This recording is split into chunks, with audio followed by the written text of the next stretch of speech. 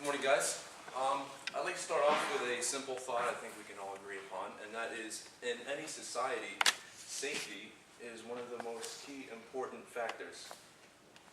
And in a society where you don't have safety, things like violence and danger get to increase exponentially, as you see in the graph behind me.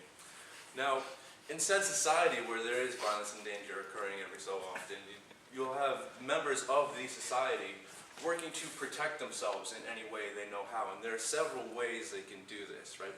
But historically speaking, some of the most interesting ways are occur in the area of vigilantism, and there are several forms of vigilantism, right?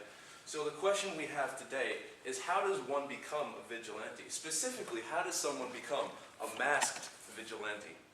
See if we can get this guy to stand up. Nope, okay. Anyways, that was Batman, and his wings spread out. It's pretty awesome. I can't show you right now, but maybe later we'll pass that around, right? So how does one become a masked vigilante, right? That's what we want to find out today. So before we dive in, it would probably be a good idea to define what a masked vigilante is, right? And a masked vigilante is, in fact, anyone who works outside of the law to avenge a crime, right, or perceived wrong. They do this often violently because, I mean, how else are you going to stop a crime, right? And they do this while wearing, like, something, they protect their identity, so they wear a mask, right? Now, this is something that if you want to do, you're going to have to prepare for. It's going to take a long time, but I've narrowed it down to 6 simple steps you might want to follow, right? Step number 1, obviously you're going to want to find a name, right? You don't want to go by your identity because you don't want the bad guys finding out who you are. That'd be really bad, right? Step number 2, what are you going to wear? Cape's probably a bad idea. They get stuck in stuff, like sucked into jet engines and, you know, all these really bad news, guys. You want to stay away from that, right? But, like, what do you want to wear? Do you want to wear street clothes? Do you want to have some, like, tactical costume, like bright colors if you're crazy? I don't know. Step number 3, what are you going to bring with you, right? You want to, like, run in there and, like, not use any weapons, all hand-to-hand combat, you know, martial arts style. That'd be pretty cool. You want to have a whole bunch of gadgets, like from some tool belt, maybe like, you know, a taser or a baseball bat, maybe a handgun. Probably not a handgun. That might be a bad idea. Step number 4. This is the most important step right here. How are you actually going to prevent the crime from happening, right?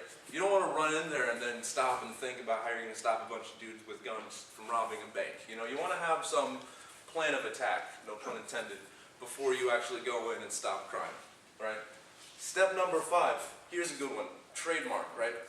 You want to protect your supposed name and any catchphrases you might adopt and, you know, your look.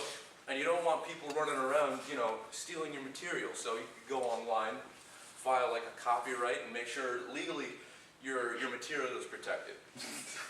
Finally, number 6, most important, you got to go out and actually look for crime, you know. You have to, you know, you got to get a jump on this, maybe get some practice, see how good you are at fighting crime and, you know, causing justice to happen. So that's the 6th step, most important one. So we have find a name, figure out what you're going to wear, what you're going to bring with you, how are you going to stop the crime, protect yourself and the stuff you own, and then go out there and look for crime. Thanks, guys. You've been great.